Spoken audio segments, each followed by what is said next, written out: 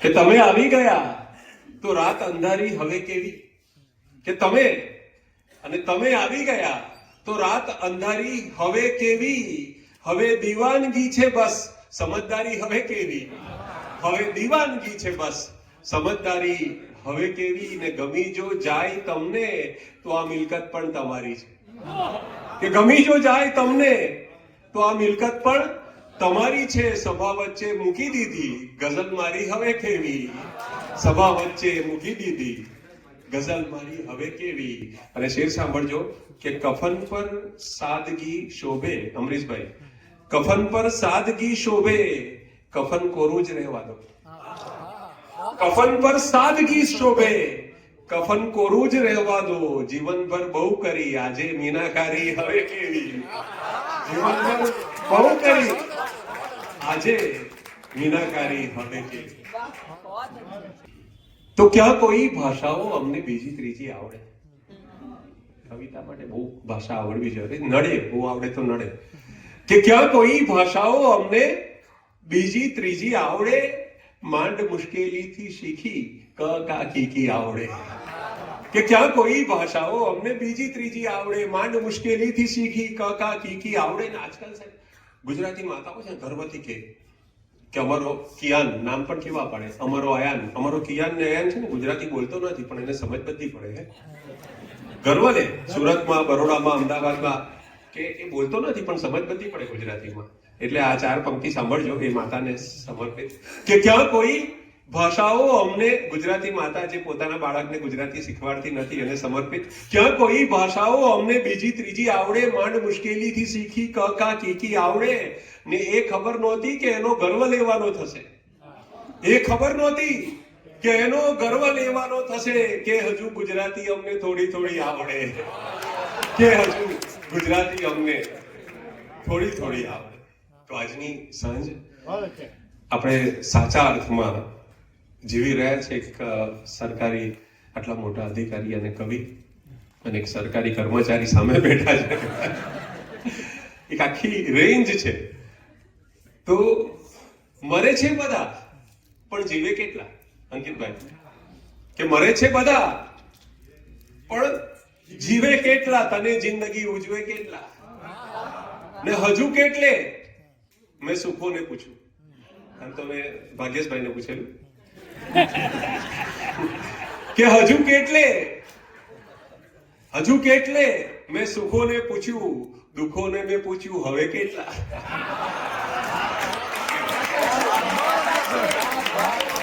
મરે છે બધા પણ જીવે કેટલા, તને જિંદગી ઉજવે કેટલા, હજુ કેટલે મેં સુખોને પૂછ્યું, દુઃખોને મેં પૂછ્યું હવે કેટલા. દુઃખો કેટલા બાકી છે એની ખબર નથી પણ કવિ બે જ બાકી છે.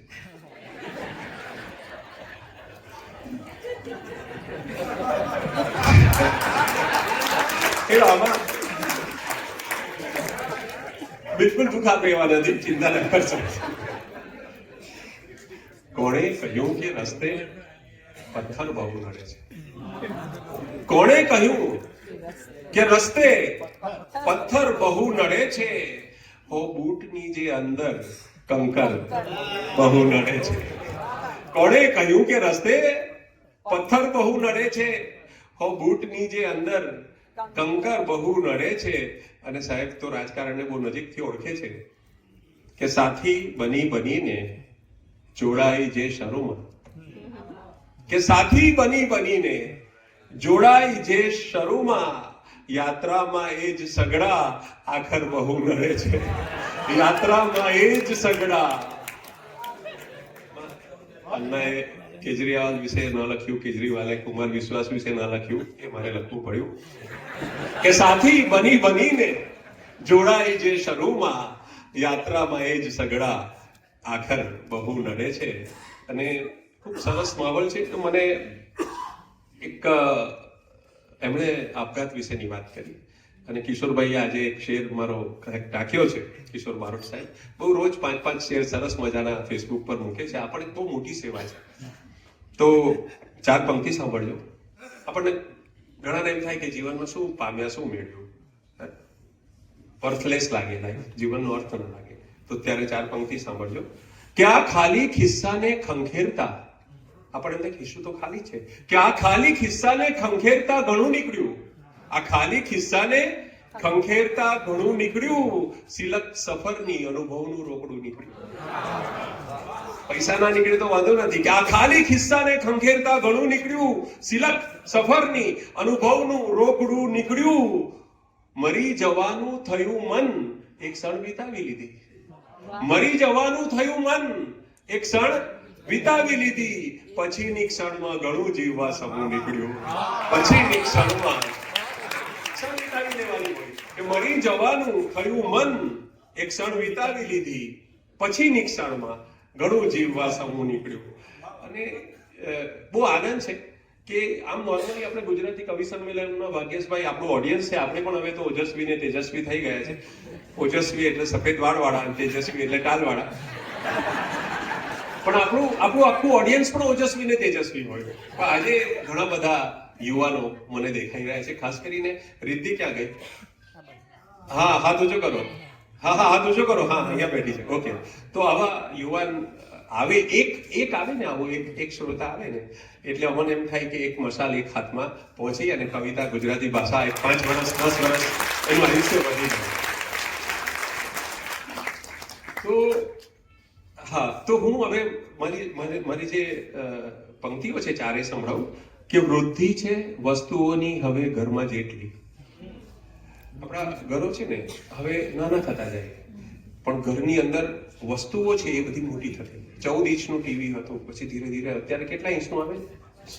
હા 67 ઇંચનું ટીવી મેં જોયા હમણાં. પહેલા 4 ફૂટનો ખાટલો ને ડબલ બેડ કહેતા હતા, 3.5 ફૂટનો પલંગ આવતો, એના પર તો 2 જણા સુઈ જતા. અને હવે 7 ફૂટ કિંગ સાઇઝ બેડ આવે. દરેક વસ્તુ, રેફ્રિજરેટર 165 નું આવતું, એમાં બધું સમાઈ જતું. અત્યારે હવે 2 જોઈએ, બેનોને પીસ, એક નહીં 2 જોઈએ, બંને 500 લીટરના. તો વૃદ્ધિ છે વસ્તુઓની હવે ઘરમાં જેટલી, મળતી ન વૃદ્ધ માટે જગા હૈયા જેટલી. કોના ભોગે થયું આ બધું? જોજો કે વૃદ્ધિ છે વસ્તુઓની હવે ઘરમાં જેટલી, મળતી ન વૃદ્ધ માટે જગા હૈયા જેટલી.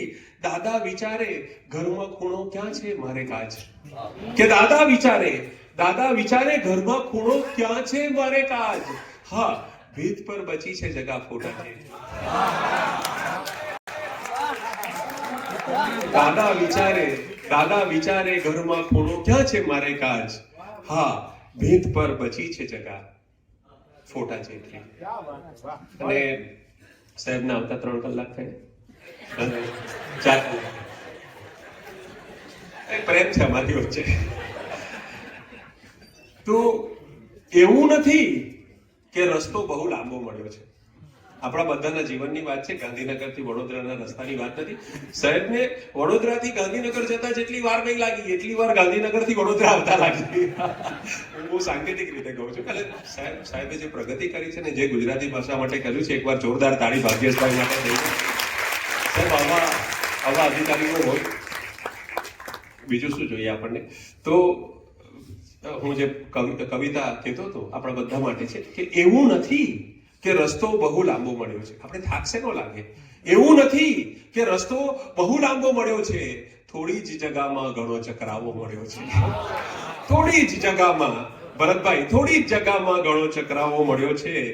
અને મકરંદ મુસરે સાહેબ સાંભળજો શેર કે હર એકને અહીં આગવો મૂંઝારો મળ્યો છે. આગવો કે હર એકને અહીં આગવો મૂંઝારો મળ્યો છે. તમને એ તમારો ને મને મારો મળ્યો છે. તમને તમારો ને મને મારો મળ્યો છે. આ ખ્વાબ, આ ઈચ્છા, આ તરંગો, આ હકીકત. આ ખ્વાબ, આ ઈચ્છા, આ તરંગો, આ હકીકત મારો બહુ મુશ્કેલીથી સરવાળો મળ્યો છે. મારો બહુ મુશ્કેલીથી સરવાળો મળ્યો છે. એક નવી ગઝલ અને પછી એક મુક્તક સાથે પૂરું કરીશું.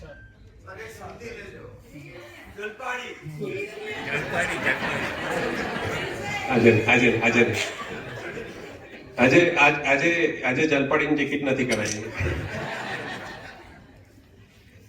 કે બુદ્ધિની એક ખાલી ભરત ભટ્ટને એક જવાબ ખાલી છેલ્લે હું આપીશ. ધારીની તમે વાત કરીને એક 2 લાઈનમાં બસ યાદ કરાવજો મને કે બુદ્ધિની બહુ ધાર ન કાઢો. બુદ્ધિની બહુ ધાર ન કાઢો, વાતે વાતે સાર ન કાઢો. આપણે બધાને જજમેન્ટ આપવાની ટેવ હોય, નિર્ણય લેવાનો જરૂર નથી. એ જેમ છે એમ રહેવા દો. કે બુદ્ધિની બહુ ધાર ન કાઢો, વાતે વાતે સાર ન કાઢો, ને સોયનો ખપ છે જ્યાં કેવળ ત્યાં, સોયનો ખપ છે જ્યાં કેવળ ત્યાં, શુરવીરો તલવાર ન કાઢો. કે સોયનો ખપ છે, સોયનો ખપ છે જ્યાં કેવળ ત્યાં, શુરવીરો તલવાર ન કાઢો. ને સમદર છો, પેલા વડીલોને જ કહું છું પાછો, કે સમદર છો મોતી દેખાડો. રાકેશભાઈ, કે સમદર છો મોતી દેખાડો, જ્યાં ત્યાં કેવળ ખાર ન કાઢો, જ્યાં ત્યાં કેવળ ખાર ન કાઢો. હમણાં એક મુશાયરો થયો તો કોઈએ ખાર કાઢ્યો, તો આ શેર મને બોલવાનું મન થયું કે સમદર છો મોતી દેખાડો, જ્યાં ત્યાં કેવળ ખાર ન કાઢો. ને રસ્તા સામે સાવ નવા છે, કે રસ્તા સામે સાવ નવા છે, જૂના નકશા બહાર ન કાઢો, જૂના નકશા બહાર ન કાઢો. ને શિરથી મુગટ છીનવી લો ચાહે, કે શિરથી મુગટ છીનવી લો ચાહે, કે શિરથી મુગટ છીનવી લો ચાહે, તળિયેથી આધાર ન કાઢો. ને તરવૈયો નહીં મરજી ઓછું. કૌશિકભાઈ, તરવૈયો નહીં મરજી ઓછું, સીધો સામે પાર ન કાઢો, સીધો સામે પાર ન કાઢો. એ શું કરશો સંસારથી નીકળી, શું કરશો તારકભાઈ, શું કરશો સંસારથી નીકળી, મનથી જો સંસાર ન કાઢો.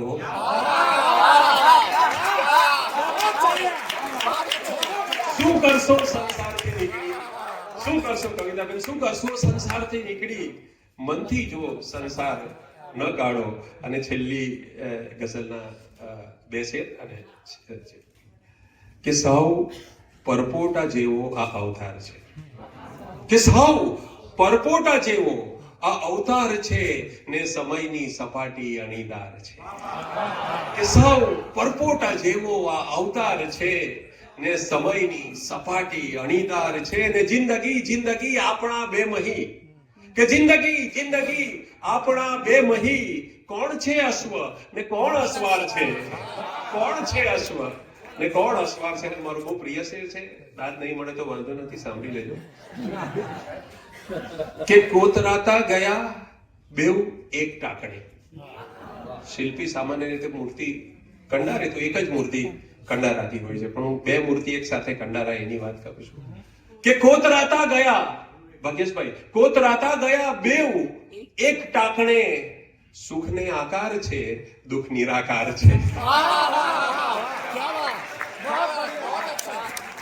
કે કોતરાતા ગયા બેઉ એક ટાકણે, સુખને આકાર છે દુઃખ નિરાકાર છે. અને છેલ્લે જે આખો હોલ ભરાઈ ગયો અને લગભગ 4 થી 6 વ્યક્તિઓ પગથિયા પર વચ્ચે હતી. અત્યારે ઉઠી ગઈ, 2 જણા તો બેઠા છે હજુ. આમ તો મને છે ને જયારે હરીશભાઈ નો ફોન આવ્યો એની વાત કે રહીશભાઈ હાઉસફુલ છે, તો મને જરા આમ અડવું લાગ્યું, આમ કે કવિતાનું હાઉસ કોઈ દિવસ ફૂલ હોય જ નહીં. અને કવિતામાં કોરી જગ્યાનો, ખાલી જગ્યાનો મહિમા છે.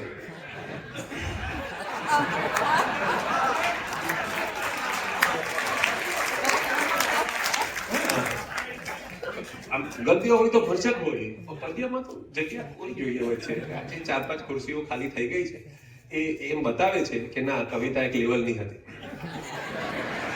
જેથી અમુક લોકો ઉઠી ગયા.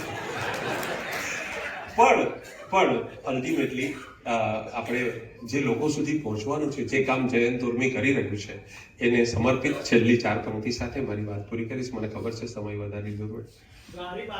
હા, ઓરડાને માત્ર ફાનસ જોઈએ, ઓરડાને માત્ર ફાનસ જોઈએ. વિશ્વને સૂરજનું ઓજસ જોઈએ, વિશ્વને સૂરજનું ઓજસ જોઈએ. ને ધનને માટે એક વંશજ કાફી છે, કે ધનને માટે એક, દર્શનાબેન, ધનને માટે એક વંશજ કાફી છે. ભાષા માટે લાખ વારસ જોઈએ, ભાષા માટે લાખ વારસ જોઈએ અને તમારી ઘડીનો જવાબ કે ભાઈ સુરત આવે તો પેલા એમને ભગવતીભાઈ યાદ આવ્યા અને એમને ઘરી યાદ આવી જેની જેવી મતી.